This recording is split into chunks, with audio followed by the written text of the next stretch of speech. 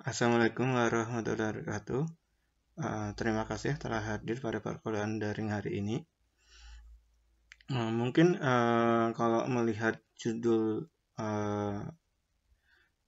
yang ada di e-learning ya dan judul materi ini kok nggak sesuai SAP gitu ya, yang menjadi pertanyaan.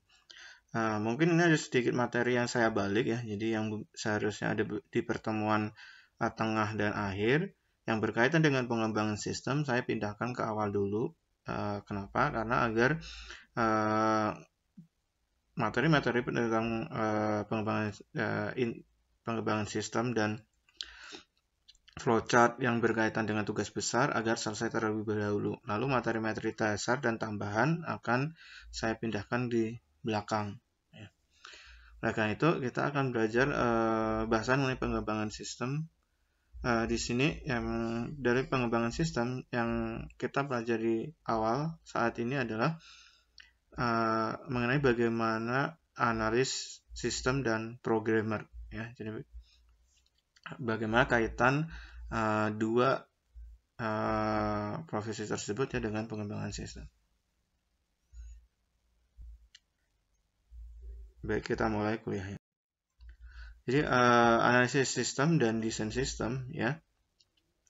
Jadi analisis sistem atau menganalisis suatu sistem ya, yang nanti setelah kita analisis akan kita coba bangun ya, sangat bergantung pada teori sistem umum yang sudah kita pelajari di pertemuan pertama kemarin ya, sebagai sebuah landasan konseptual bagaimana berpikir atau berproses sistematis.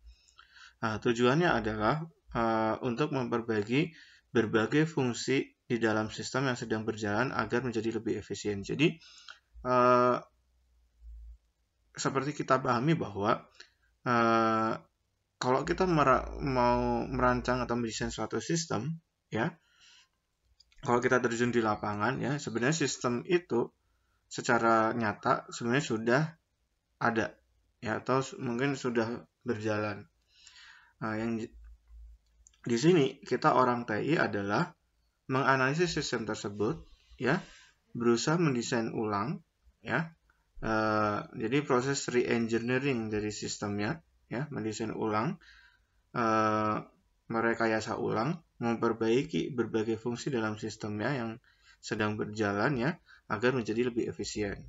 Ya, terlebih lagi sekarang kalau kaitannya dengan sistem informasi, selain kita rekayasa ulang sistemnya ya, yang dari sistem real world atau di dunia nyata, kita selain kita rekayasa ulang sistemnya, kita juga modelkan dalam pemodelan suatu sistem informasi.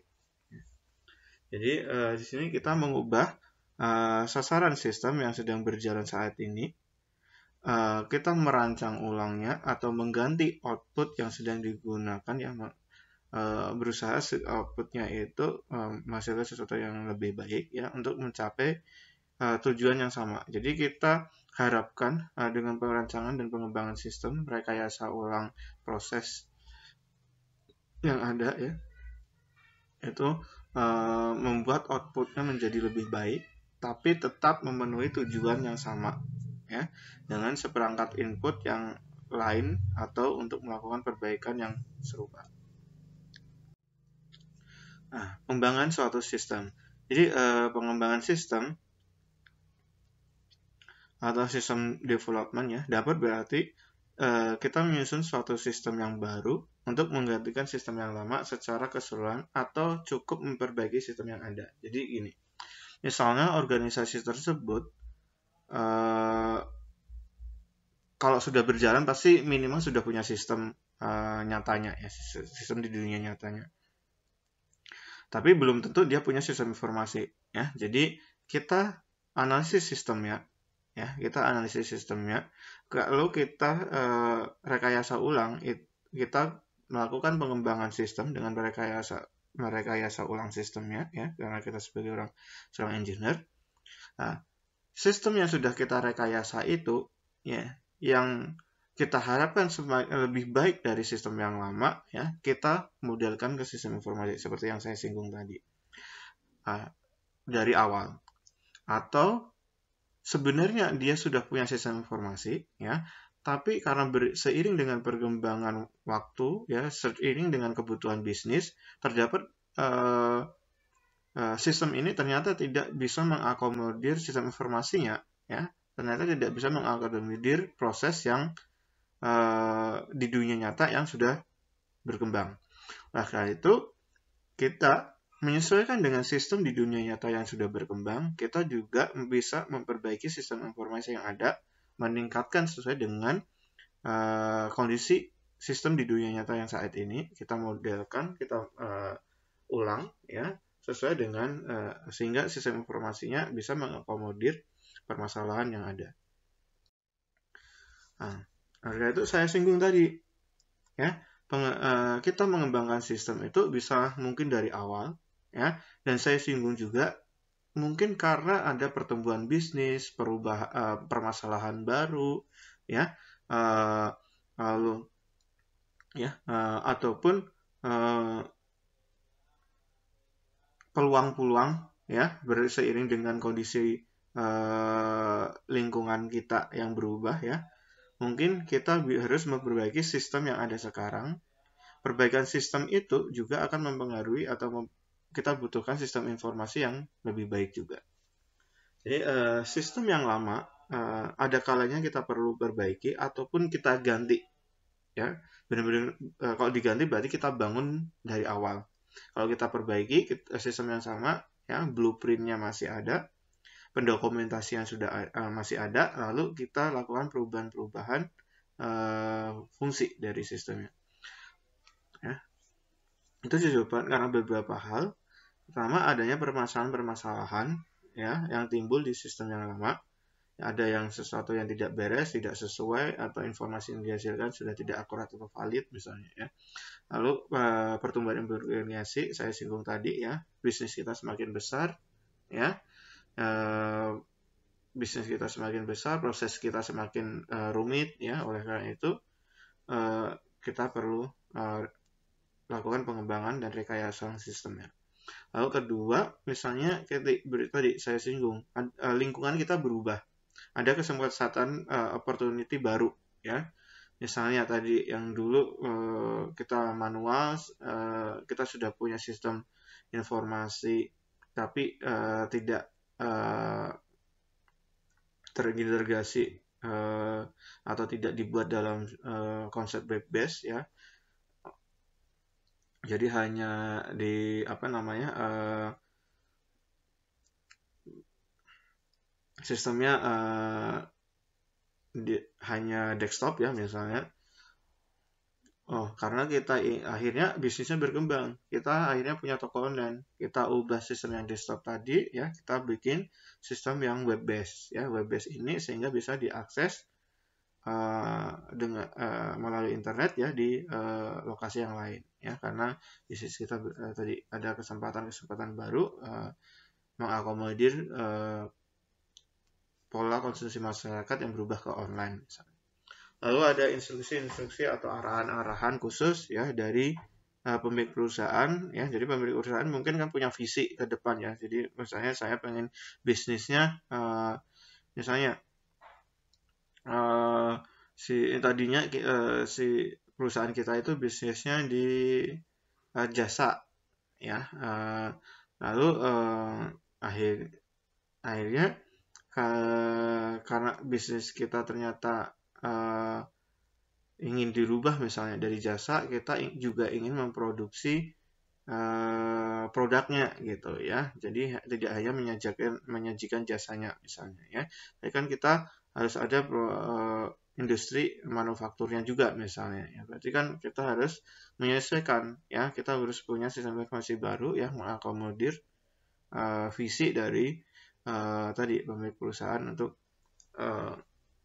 selain kita bergerak di bisnis jasa, kita juga ingin bergerak di bidang manufacturing produknya misalnya, ya. Itu arahan dari. Nah, kita bahas satu-satu tadi dari problems. Ketidakberesan dalam sistem yang lama menyebabkan sistem yang lama tadi tidak dapat beroperasi sesuai dengan yang kita harapkan sebelumnya. Jadi kita sebelumnya sudah punya sistem, ya, tapi ternyata setelah berjalan, ya, mungkin karena ada ketidaksesuaian, ya, mungkin prosesnya juga berubah atau ada proses yang salah atau tidak efisien sehingga output yang dihasilkan ternyata tidak sesuai yang kita harapkan. Nah, oleh karena itu ketidakberesan ini wujudnya, ya, berupa apa saja, yaitu ada misalnya kecurangan-kecurangan yang disengaja yang menyebabkan tidak amannya harta kekayaan perusahaan dan kebenaran dari data yang jadi kurang terjamin. Nah,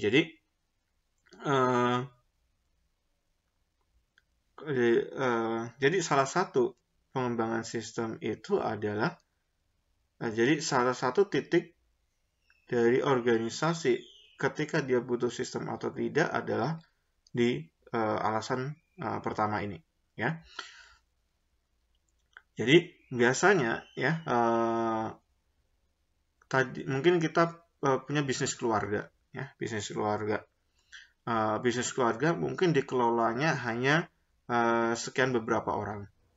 Bisnis keluarga ini ternyata berkembang, ya, menjadi besar, karyawannya menjadi banyak, yang tadinya bentuknya adalah perusahaan perorangan berubah menjadi PT misalnya, ya. Oleh karena itu, kalau tadinya, ya, pemilik mempunyai kuasa yang lebih dalam mengawasi bisnisnya, karena bisnisnya semakin besar, ya, menjadi PT, kita nggak bisa, ya, si pemilik tadi sudah tidak bisa mengawasi dengan baik, ya, apa yang terjadi di bisnisnya, ya. Oleh karena itu, untuk menghindari penyelewengan, kecurangan yang disengaja, ya, misalnya embezzlement itu semacam, ya, korupsi gitu, ya, ataupun kita nilep uang, ya, ada orang yang nilep uang di perusahaan kita. Nah, itu juga sistem ini, ya, salah satu sistem informasi yang sudah terintegrasi, ya, dengan konsep yang dibangun dari orang TI atau ERP, Enterprise Resource Planning, juga utamanya untuk menanggulangi permasalahan atau ketidakberesan nomor satu ini, yaitu kecurangan-kecurangan yang disengaja, ya, jadi atau kecurangan-kecurangan yang disengaja untuk merugikan perusahaannya.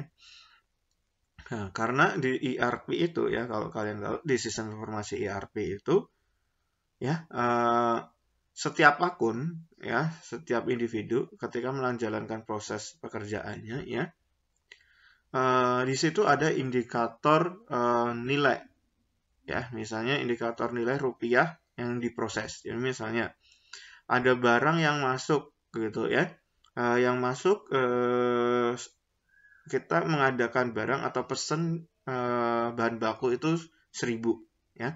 Lalu ke sistem kita harus lapor, ya. Kalau barangnya memang sudah datang kan kita lapor, ya, ke sistem ERP-nya. Harus diinputkan juga. Kalau memang yang datang 1000 ya 1000, ya. Karena kalau tidak diinputkan sesuai, ya, dengan jadi kalau di sistem informasi ERP itu aliran tugas dan tanggung jawab, ya, itu ada invoice-nya di dalam sistemnya. Jadi kalau di situ, kalau invoice-nya bilang 1000, ya, kita barang datang 1000, kita harus inputkan 1000. Karena kalau selisih itu akan tampil, ya, di layar bahwa ada nilai sekian rupiah, ya, atau dari kali sekian berdasarkan dari sekian produk, ya, yang tidak match, ya, itu akan selalu tampil, ya. Itulah kenapa sistem informasi itu penting, ya. Salah satu sistem informasi yang terintegrasi itu contohnya sistem ERP tadi. Lalu yang kedua ada kesalahan-kesalahan yang tidak disengaja yang dapat menyebabkan, ya, kalau yang tadi ada kesalahan yang sengaja, ya, misalnya ada barang 1000, ya, tapi yang kita inputkan hanya 900, 100-nya kita selewengkan, gitu, ya. Mungkin ada hal itu sengaja ataupun yang tidak sengaja. Jadi misalnya barang datang harusnya 1000, tapi ternyata dikirimnya 2 kali ya, berarti kan barangnya datangnya 2 kali ya, jadi kita inputkan yang separuh dulu ya. Jadi oleh karena itu ya, sebagai kendali juga ya untuk kejadian seperti itu. Jadi kalau ada barang kita pesan 1000, barang datang baru separuhnya ya, berarti ya kita masukkan inputkan separuhnya, dan kita perlu selesaikan invoice-nya nanti kalau memang benar barangnya sudah sampai semuanya ya. Jadi kalau di kontrol case di lapangan, bagaimana ketidakberesan itu muncul dan bagaimana sistem informasi menanggulangi hal tersebut ya, ini seperti yang saya uraikan saat ini. Lalu 3, tidak efisiennya operasi ya, saya tadi singgung. Mungkin jadi kita mengembangkan sistem informasi itu tidak hanya membuat software ya, karena kita menganalisis sistemnya juga. Jadi ketika menganalisis sistem, kalau ada proses yang tidak efisien, kita harus perbaiki prosesnya, rekayasa ulang prosesnya ya, dan kita wujudkan dalam sistem informasi kita ya. Jadi seharusnya sistem informasi yang kita gunakan itu telah mengakomodir proses yang paling efisien dan efektif ya dalam menjalankan suatu aktivitas di perusahaan. Lalu keempat, tidak ditaatinya kebijaksanaan manajemen yang diterapkan. Jadi ya tadi, kenapa saya pakai e-learning misalnya ya, itu kan sistem informasi pembelajaran ya. Jadi karena kalau misalnya saya tidak pakai e-learning ya, banyak hal-hal yang tidak terrecord ya kegiatannya. Misalnya absensi ya, kalian beralasan ini itu gitu ya misalnya, atau tidak mengumpulkan tugas ya. Tapi kalau sekarang by system, orang dikontrol ya, kapan kalian login, lognya ada, apakah kalian sudah mengerjakan atau tidak, itu semuanya sudah tercatat atau dilakukan di sistem.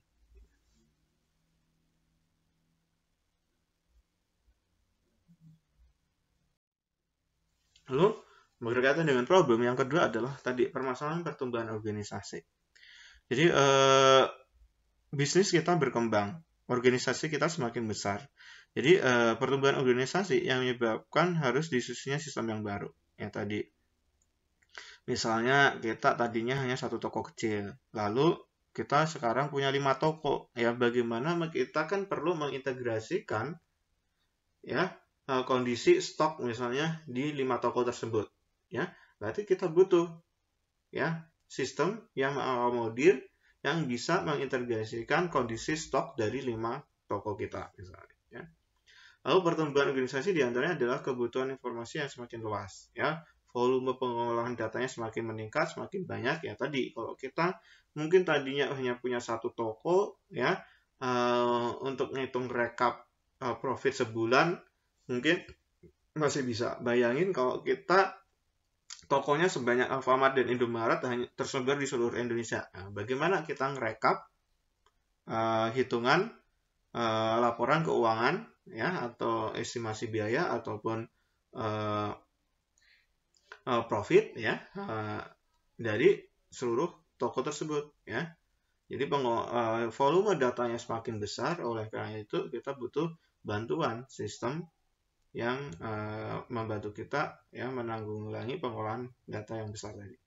Lalu karena adanya perubahan ini, maka menyebabkan sistem yang lama menjadi tidak efektif lagi. Ya, jadi kalau tadinya kita punya sistem hanya berlaku untuk 1 toko, ya kita harus bangun ulang sistemnya yang berkonsep terintegrasi 5 toko atau 1000 toko misalnya, gitu kan ya.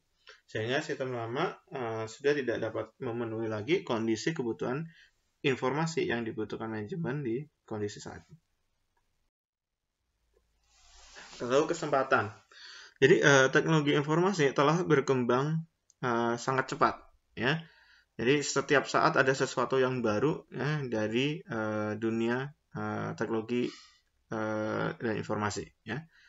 Entah perangkat keras yang semakin murah dengan kapasitas yang sangat besar, ataupun kemampuan internet yang semakin cepat dan sebagainya. Jadi ataupun software-software ya pengolahan data atau itu yang semakin baik ya. Jadi tadi pertumbuhan yang sangat cepat tadi bisa menjadi dasar kita untuk juga mengikuti perkembangan teknologi tadi. Lalu organisasi mulai merasakan bahwa teknologi informasi ini perlu digunakan untuk meningkatkan penyediaan informasi sehingga mendukung proses pengambilan di perusahaan. Ya, jadi kita sadar akan pentingnya teknologi informasi misalnya tadi, maka itu kita butuh teknologi informasi yang mampu memastikan bahwa ketika kita mengambil keputusan ya berkaitan dengan rencana masa depan ya, itu informasinya tersedia. Lalu dalam keadaan pasar bebas ya, pasar bersaing, kecepatan mendapatkan informasi ya atau efisiensi waktu sangat menentukan berhasil atau tidaknya strategi rencana-rencana yang kita telah susun untuk meraih kesempatan yang ada. Nah, jadi karena kita ya tadi ya persaingan ya di pasar bebas, ya, jadi kalau Anda seseorang yang mempunyai informasi lebih awal atau teknologi yang lebih awal ya, itu akan membuatnya memiliki kesempatan yang lebih dari pesaingnya. Lalu berkaitan dengan kesempatan yang lain adalah misalnya bila pesaing dapat memanfaatkannya, sedangkan perusahaan kita tidak, maka secara tidak langsung ini menyatakan bahwa perusahaan kita juga tertinggal dari pesaing kita, sehingga kesempatan-kesempatan tersebut secara tidak langsung akan lebih bisa diraih oleh pesaing kita. Lalu misalnya kesempatan-kesempatan ini dapat berupa peluang-peluang di di pasar ya atau di pelayanan yang meningkat pada langganan akan membuat performasi yang beda. Jadi kalau kita apalagi misalnya kalau jasa ya, jasa itu kan benar-benar condong ke pelayanan. Jadi kalau misalnya yang jasanya pelayanan berarti bank ya, kan jasa penyimpanan dan ya jadi jasa pengelolaan uang kan bank itu ya. Kalau ada misalnya ada bank yang masih yang jadul ya, belum punya aplikasi mobile banking, dengan bank besar yang sudah punya aplikasi mobile banking yang nyaman ya, ya itu pasti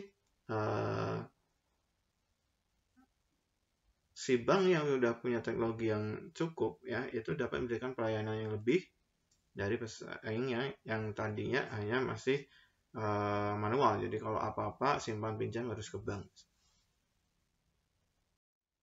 Lalu direktif ya, penyusunan sistem yang baru dapat terjadi karena adanya instruksi-instruksi khusus ya dari pimpinan atau akibat dari perubahan lingkungan ya, misalnya ya ada perubahan kebijakan misalnya ya. Jadi misalnya bisnis penyiaran itu berubah ya akibat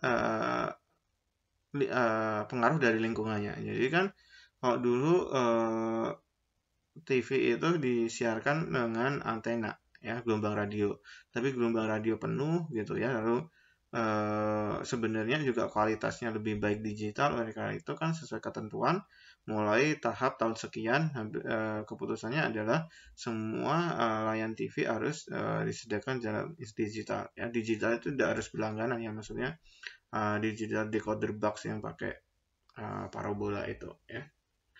Nah itu kan tadi karena visi pemimpin ya, tadi visi pemimpin saya sudah singgung, ataupun perubahan tata aturan ya, efek dari lingkungan terhadap organisasi kita ya. Misalnya peraturan pemerintah tadi.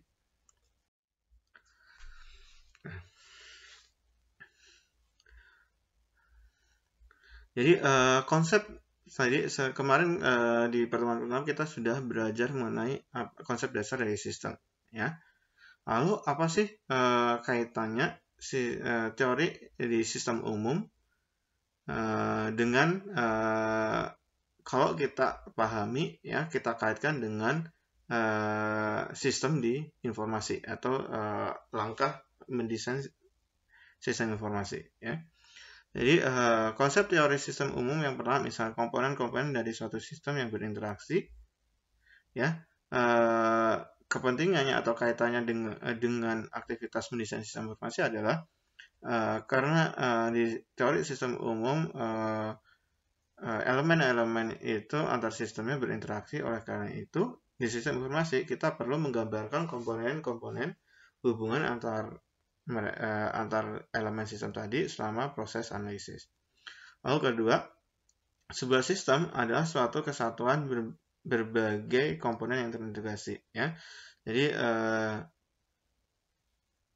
karena berinteraksi ya, berhubungan karena jadi dia menjadi suatu kesatuan. Oleh karena itu kaitannya dengan aktivitas mendesain sistem adalah kita perlu merumuskan terlebih dahulu sebenarnya elemen-elemen dari sistem kita itu apa saja ya, sebelum menguji subsistem yang lebih kecil.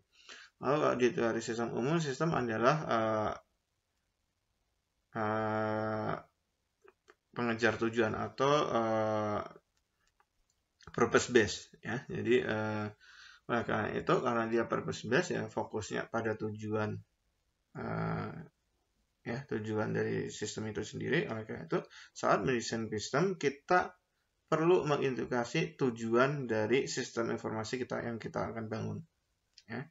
Jadi kalau di teori sistem desain umum yang keempat, sistem mempunyai masukan dan keluaran. Oleh karena itu kita perlu mengidentifikasi apa inputan dari input dan output dari suatu informasi atau dari sistem yang akan kita desain ya. Lalu kelima, sistem mengubah masukan untuk menghasilkan keluaran ya. Jadi karena kita pahami di sistem umum ya, itu ada perubahan, ada proses ya, mengubah input menjadi output. Oleh karena itu saat mendesain sistem informasi ya, proses atau tugas utama dari sistem itu, tugas utama mendesain adalah menentukan pengolahan yang akan kita pindah ya, akan kita wujudkan ya dalam sistem informasi ini ya, dalam hal membuat keluaran dan masukan.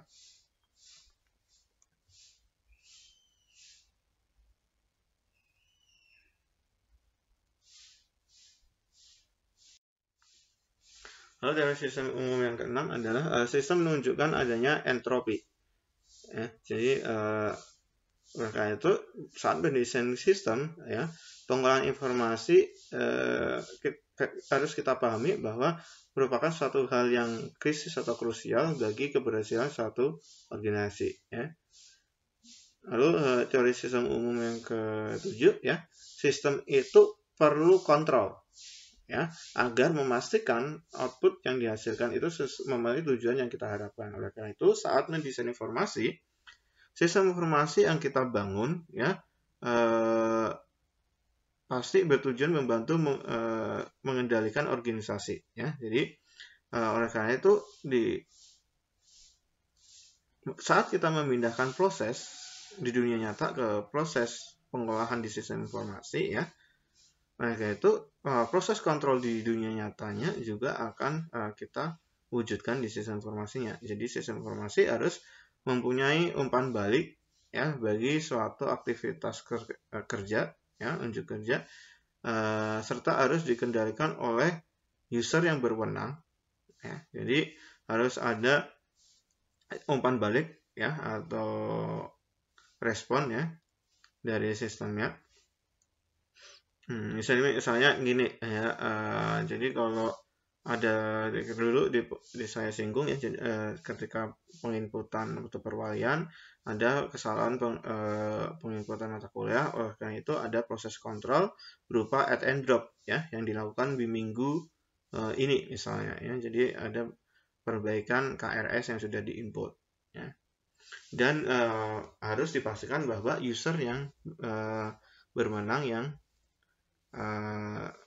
bisa ya melakukan tersebut, harus jelas ya di usernya. Lalu sistem umum itu punya membentuk suatu hierarki. Nah, dengan itu saat mendesain sistem informasi ya, kita juga perlu buat suatu hierarki aktivitas perancangannya ya. Nah, sistem terdiri dari hierarki subsistem. Misalnya, jadi ketika kita membangun sistem informasi untuk suatu perguruan tinggi ya, subsistem di dalamnya kan ada tadi proses penerimaan mahasiswa baru, proses perkuliahan, ya, proses pengelolaan keuangan, ya, itu adalah subsistem ya. Jadi kita perlu sistem informasi penerimaan mahasiswa baru yang terintegrasi dengan sistem informasi perkuliahan, yang terintegrasi dengan sistem informasi keuangan. Lalu sistem memperlihatkan adanya diferensiasi. Ya, jadi sistem nanti kalau di perancangan sistem informasinya, sistem informasi karena dia memperlihatkan adanya diferensiasi, maka sistem informasi juga mempunyai banyak bagian-bagian khusus yang berbeda satu dengan lainnya, yang disesuaikan dengan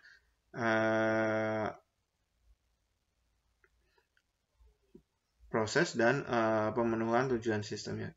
Lalu sistem memperlihatkan adanya equifinality. Jadi ada banyak cara mendesain sebuah sistem dan mencapai sasaran dikehendaki. Jadi memang tidak ada sistem yang sempurna ya. Jadi pasti ada celah untuk berkembang ya dari suatu sistem informasi. Lalu setelah kita punya pengetahuan dasar mengenai analisis dan pengembangan sistem ya, nah itu kita akan belajar mengenai orang-orang yang terlibat dari perancangan sistem ini ya. Pertama adalah user ya. Jadi user adalah pelaku terpenting ya dari suatu proses pengembangan sistem, karena sistem ini diciptakan untuk memenuhi kebutuhan dari user ya, diciptakan untuk melakukan komunikasi, dan pemakai sistem dibuat untuk dan dirancang hingga mencapai bentuk terakhir yang memenuhi kebutuhan dari pemakai. Nah, pada umumnya pemakai dibagi menjadi 3 jenis ya. Ada pemakai operasional ya, di level operasional, yaitu yang penting adalah bagaimana informasi yang dibutuhkan untuk melakukan proses kerjanya ya, atau perangkat masukannya dan hal spesifik lainnya. Umumnya user tidak akrab dengan sistem secara menyeluruh ya. Jadi dia lebih condong hanya memperoleh informasi dan menginputkan informasi yang terjadi di lapangan. Lalu kalau pengawas, yang penting bagaimana mereka dapat mengawasi sistem atau memantau semua aktivitas yang terjadi di sistem ya. Bagaimana performansi pemakai operasional dan mengoperasikan sistem. Lalu ada eksekutif ya. Secara umum mereka ini tidak terlalu akrab dan terkait secara langsung dengan pengembangan sistem, tapi biasanya eksekutif ini lebih berminat pada hal-hal yang sifatnya strategis dan konsep sistem secara global ya. Jadi secara tidak langsung ya kayak pemilik ya, jadi concern dia ke depannya mau seperti apa mengenai sistem yang dia miliki ya. Misalnya kesempatan untuk berkompetisi, produk yang berkualitas yang didapatkan dari sistem baru.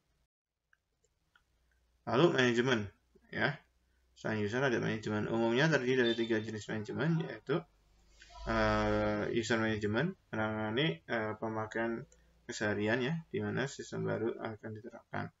Lalu manajemen sistem terlibat dalam pengembangan sistem itu sendiri secara menyeluruh. Dan manajemen umum yaitu orang-orang yang terlibat pada strategi perencanaan sistem dan sistem pendukung pengambilan keputusan. Jadi kalau manajemen sistem ini yang mengelola sistemnya, kalau manajemen ilmu itu yang manajemen atau pengelolaan bisnis realnya ya. Lalu ada pemeriksa ya. Pemeriksa ini ukuran sistem yang dikerjakan dan bentuk alami organisasi di mana sistem tersebut diimplementasikan dapat menentukan kesimpulan perlu tidaknya pemeriksa, ya. Jadi pemeriksa ini belum tentu pasti harus diperlukan. Jadi pemeriksa biasanya menentukan segala sesuatunya berdasarkan ukuran standar yang dikembangkan oleh banyak perusahaan sejenis. Jadi kalau sistemnya skalanya besar, ya butuh pemeriksa yang akan memastikan standar proses bisnisnya sudah sesuai dengan proses bisnis dasar yang dilaksanakan oleh perusahaan lainnya. Nah, itu lalu analis sistem atau penganalisa sistem. Fungsi-fungsinya adalah sebagai pertama arkeolog. Arkeolog di sini di pengembangan sistem informasi atau yang menjadi tugas dari penganalisis sistem, ya, adalah menelusuri bagaimana sebenarnya atau men-track ya histori dari sistem lama yang sekarang berjalan dan bagaimana sistem tersebut dijalankan dan hasil yang berkaitan dengan sistem lama. Lalu selain dia sebagai arkeolog, analisis sistem juga sebagai inovator, yaitu membantu mengembangkan dan membuka wawasan baru bagi user untuk kemungkinan-kemungkinan lainnya. Lalu ataupun sebagai mediator, yaitu menjalankan fungsi dari semua level, yaitu dari mulai user, manajemen pemrograman, pemeriksa, pelaku sistem, yang mempunyai sikap dan cara pandang yang sama. Jadi si analisis sistem ini sebagai mediator antara user dengan tim pengembang. Lalu pimpinan proyek, dia analis sistem atau penganalisis sistem juga dia sebagai ketua tim proyeknya, ya, dari pengembangan sistem informasinya, yang lebih berpengalaman dari pemrograman dan ditunjuk dalam pekerjaan lebih dulu sebelum pemrograman bekerja. Lalu pemrogram atau orang yang lebih banyak memodelkan coding dari sistem yang kita udah rancang atau bangun, ya. Jadi setelah menganalisa sistem, memberikan hasil kerjanya dan kemudian diolah oleh pendesain sistem baru, pemrograman dapat mulai bekerja. Jadi programming atau programmer setelah menganalisa sistem, dia memberikan pekerjaannya pada pemrogram, ya, untuk mewujudkan rancangan sistem tadi, ya, dan desain sistem tadi dengan pemrograman. Lalu pendesain sistem. Pendesain sistem adalah orang yang menerima hasil analisa sistem, ya, kebutuhan pemakai dan kebutuhan user, ya, ini tidak berorientasi pada teknologi tertentu. Jadi yang digunakan adalah memang teknologi yang tepat, ya. Jadi yang kemudian ditransformasi ke desain arsitektur dari sistem tingkat tinggi dan tidak diformalisasikan oleh pemrograman. Lalu personil di operator, ya, atau di operasi, bertugas dan bertanggung jawab di pusat komputer, misalnya jaringan, keamanan perangkat keras, keamanan perangkat lunak, dan aktivitas backup. Jadi kadang-kadang pelaku sistem ini memang tidak diperlukan karena sistem yang jalan kalau tidak besar. Jadi kalau sistemnya kecil mungkin tidak perlu personil pengoperasian. Nah, lalu kita sudah paham nih tadi ada suatu posisi analisis sistem yang tugasnya sangat penting, ya. Analisis sistem ini adalah kalian, ya, calon orang-orang yang bertugas untuk merekayasa ulang sistem, ya. Oleh karena itu seorang analisis sistem karena penting, ya, posisi dan tugas tanggung jawabnya, dan itu butuh syarat keahlian yang minimum yang harus dimiliki. Yang pertama adalah pengetahuan keahlian tentang konsep dari pengolahan data, ya. Jadi kalau kita mau membangun sistem informasi keuangan, ya, kita paling tidak dasar keuangannya harus memiliki, ya. Lalu paham akan teknologi komputer, ya, harus menggambar memodelkan sistem dan membuat mengcoding dan sebagainya, ya. Lalu pengetahuan tentang metode kuantitatif, ya, jadi bagaimana konsep sistemnya ya, konsep optimum atau dari prosesnya ya. Lalu ahli memecahkan masalah kompleks dalam masalah kecil. Jadi pasti banyak hal yang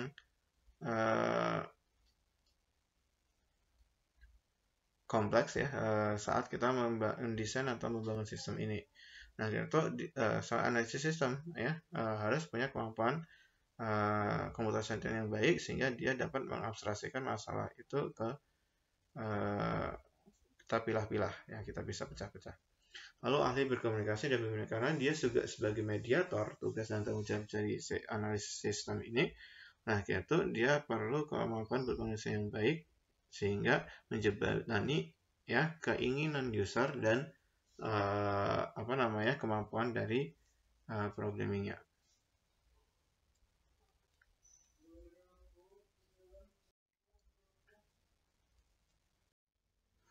Baik, tadi kita sudah tahu individu-individu yang terlibat dalam pengembangan sistem ya. Lalu kaitannya setiap posisi tadi ya, kalau kita bentuk menjadi tim pengembangan sistem ya, di situ nanti akan ada posisi manajer analisis sistem ya. Manajer analisis sistem ini disebut juga koordinator proyek pengembangan sistem informasi ya. Dia punya tugas tanggung jawab. Dia sebagai ketua atau koordinator dari tim pengembangan sistem informasinya. Lalu dia berusaha mengarahkan, mengontrol, dan mengatur anggota tim yang terlibat dari pengembangan sistem. Lalu dia membuat jadwal pelaksanaan proyek pengembangan sistemnya yang akan dilakukan ya secara terurut ya. Jadi lalu bertanggung jawab dalam mendefinisikan permasalahan, analisis studi kelayakan atau analisis ya. Jadi kita bisa anggap sebenarnya pengembangan sistem informasi ini adalah suatu proyek investasi bagi perusahaan. Oleh karena itu ada modal yang digunakan ya, sehingga harus menghasilkan sistem yang memang nanti sesuai dengan tujuan yang sudah didefinisikan ya, menjawab permasalahan yang dilakukan dan perlu analisis studi kelayakan yang jelas ya. Jadi sebelum benar-benar terlanjur sistem itu jadi tapi tidak menyelesaikan permasalahan, itu akan menghasilkan kerugian yang lebih besar ya. Jadi studi kelayakan ini adalah semacam analisis apakah memang benar-benar sistem ini nanti layak dilanjutkan proyek pengembangannya ya. Dan dia juga mendesain sistem dan bagaimana proses penerapannya kalau sistemnya sudah jadi ya, rencana penerapannya. Lalu dia juga memberikan rekomendasi perbaikan sistem ke depannya.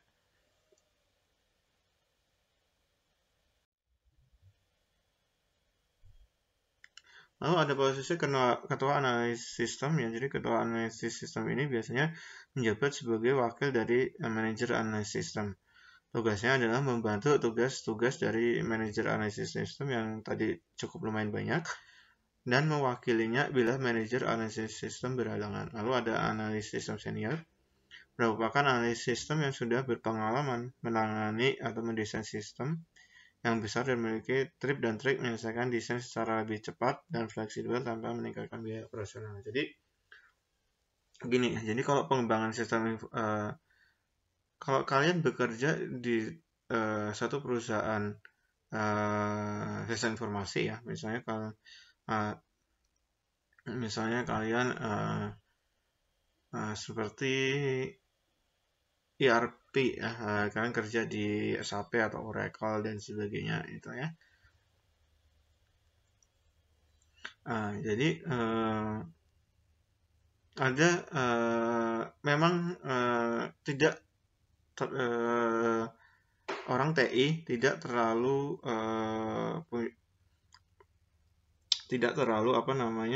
benar belajar banyak seperti informatika atau sebagainya mungkin ya. Tapi kita belajar konsep sistem dan biasanya ya walaupun kita orang TI pun bisa juga kita kerja di perusahaan-perusahaan sistem informasi seperti ini ya. karena biasanya mereka juga lebih menerapkan pada portofolio. Jadi kita sudah berapa sering kita ikut dalam proses atau proyek pengembangan sistem, ya. Jadi seperti itu. Jadi walaupun kalian jurusan TI, tapi kalian portofolio banyak terlibat dari pengembangan sistem, ya itu menjadi nilai lebih kalau kalian ingin bekerja sebagai analisis sistem di perusahaan sistem informasi, ya. Kalau analisis sistem junior, dia merupakan analisis sistem yang belum berpengalaman dan masih membutuhkan bimbingan dari analisis sistem yang lebih senior. Lalu programmer aplikasi senior, maaf ya ada suara-suara tadi. Lalu programmer aplikasi senior adalah dia merupakan programming komputer, ya. Jadi analisis sistem tadi sudah dibangun konsep sistemnya, ya, desain sistemnya, lalu kan diserahkan kepada programmer, ya, untuk dibangun sistemnya. Jadi merupakan programmer aplikasi senior ini merupakan programmer komputer yang sudah berpengalaman dengan tugas perancangan spesifikasi dari program aplikasi-aplikasi dan mengkoordinasikan pekerjaannya dengan programmer lainnya. Lalu programmer aplikasi merupakan programmer komputer yang cukup berpengalaman dan dapat melakukan tugasnya tanpa dibimbing secara langsung lagi oleh si programmer seniornya.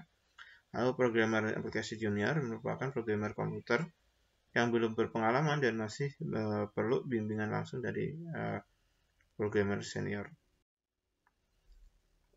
Lalu tadi di elemen-elemen pengembangan sistem, salah satu orang-orang yang terlibat di pengembangan sistem ada pengguna sistem, ya. Dia akan masuk juga ke bagian tim pengembangan sistem. Jadi user ini sebagai end user atau user manager yang mengawasi pekerjaan dari end user, ya. Atau manajemen yang memegang peranan penting dalam menyetujui rencana pengembangan dan penyediaan dana pengembangan sistemnya. Lalu ada perancang sistemnya, ada koordinator proyeknya, ya, tadi sistem analis, lalu ada analisis sistem dan desainnya, ada programmer dan network designer. Lalu ada bagian perancang sistem, ada teknisi hardware-nya, lalu ada tadi, ya, yang dulu kalian belajar sistem basis data, ya. Ada posisi database administratornya, ada dokumenter yang mendokumentasikan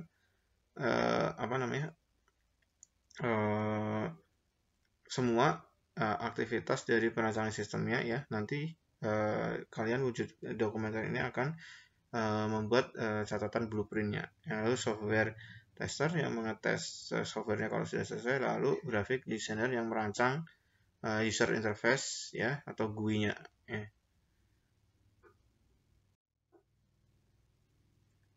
Lalu alat dan teknik pengembangan sistem, ya. Media-media yang digunakan untuk pengembangan sistem ada media grafis, ya, graphic tool berupa HippoChart, lalu DFD, data flow diagram, ya, ini akan nanti kita pelajari. Lalu IRD, Integrated Relationship Diagram, sudah kalian pelajari sebelumnya di mata kuliah sistem basis data, ya, mungkin akan sedikit diulang di mata kuliah ini juga. Lalu structure chart atau SIT dan SITD.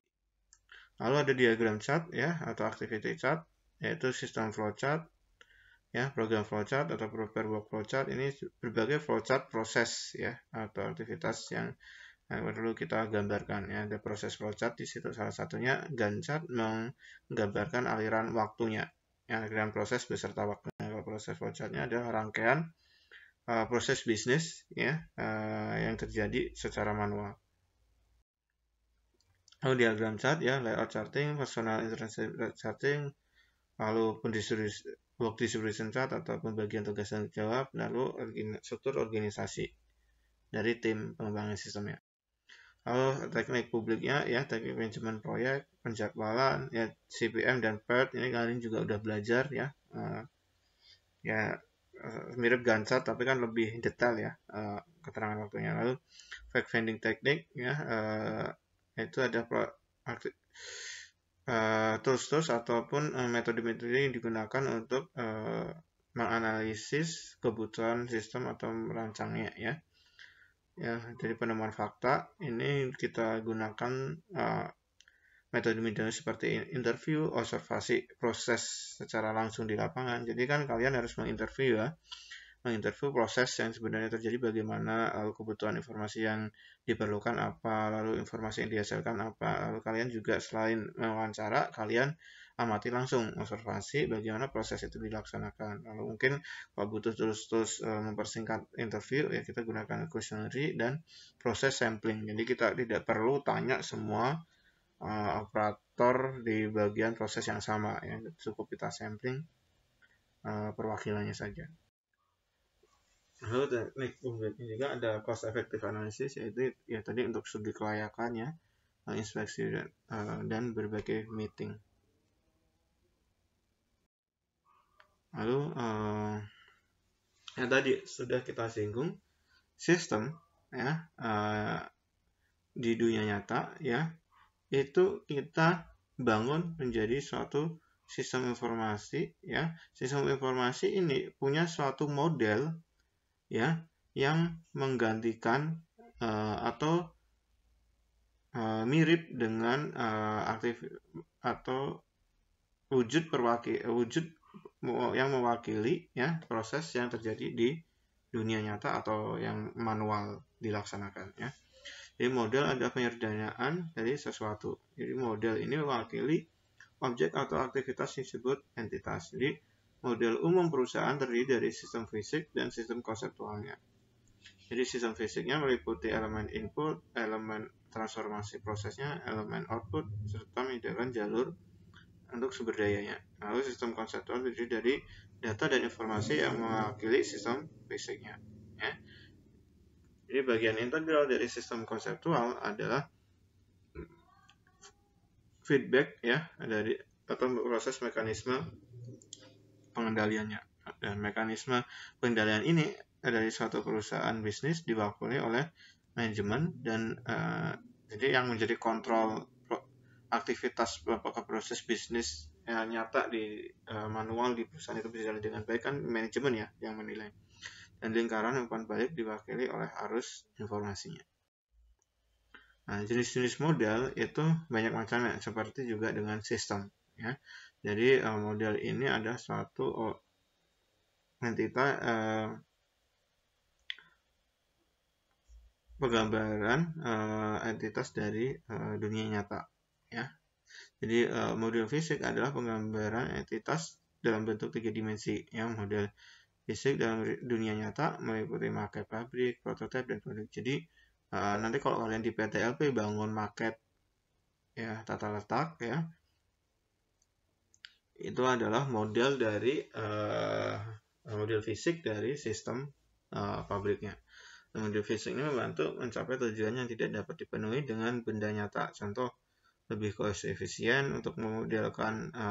Jadi misalnya kalau kalian ingin memperbaiki tata letak pabriknya, kan kalian perlu daripada kalian membangun ya ada gangguan. Jadi akan lebih efisien kalau kita sebelum benar-benar memperbaiki tata letak pabriknya yang kita modelkan. Jadi lebih cost efisien. Model ini memiliki manfaat paling rendah bagi manajer karena umumnya manajer tidak perlu melihat sesuatu dalam bentuk 3 dimensi untuk memahami atau memecahkan masalah.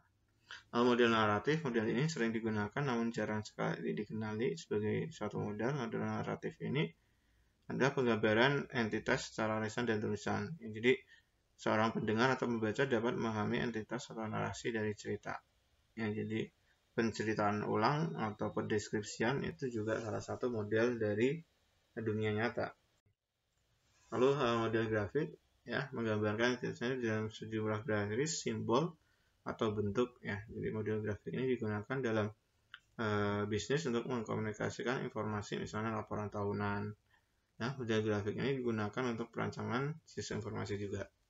Model ini digunakan sebagai komunikasi antara programmer dengan analisis sistem. Ya, jadi tadi untuk merancang sistem dunia nyata ya, sistem real world, ya, kita ingin bangun menjadi suatu sistem informasi ya untuk memudahkan memahami sistem dunia nyata agar kita mudah membuat menjadi sistem informasi. Kita gunakan model grafik ini, ya, seperti flowchart dan data flow diagram.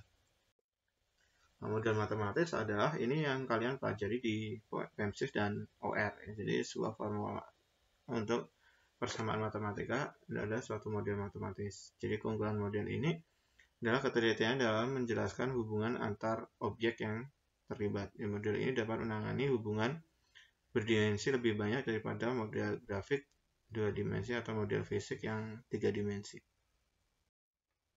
Nah, kegunaan model itu apa saja? Pertama, ya, mempermudah pengertian dari sistem dunia nyata. Lalu kedua, mempermudah komunikasi antar orang yang terlibat dari pengembangan sistem.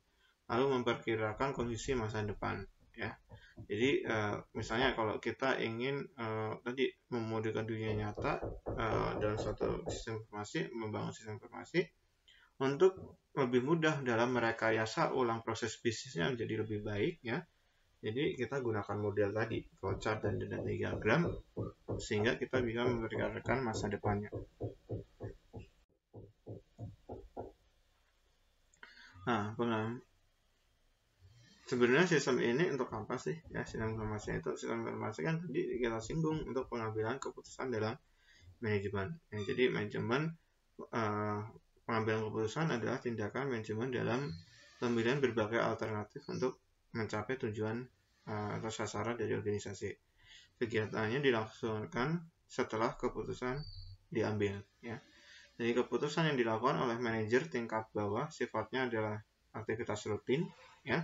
Nah, karena itu nanti diperkenalkan di pengembangan sistem informasi, ya, proses rutin ini ya disesuaikan informasinya akan dihasilkan secara rutin harian dan berulang-ulang, disebut istilah terprogram atau program, dan keputusannya terstruktur. Kalau terprogram bukan berarti keputusan yang dibuat oleh komputer melalui suatu program komputer, tapi berupa suatu kumpulan prosedur yang dilakukan berulang-ulang. Ya, oleh karena itu, karena aktivitas yang berulang-ulang, kita semakin membutuhkan sistem informasi, ya, untuk menjaga ketepatan informasinya. Jadi keputusan dalam tingkat yang lebih tinggi sifatnya lebih tidak terprogram atau tidak terstruktur. Nah, tipe pengambilan keputusan dalam manajemen itu ada 3. Keputusan yang tidak terprogram atau tidak terstruktur, keputusan yang setengah terprogram atau setengah terstruktur, dan keputusan yang terprogram atau terstruktur.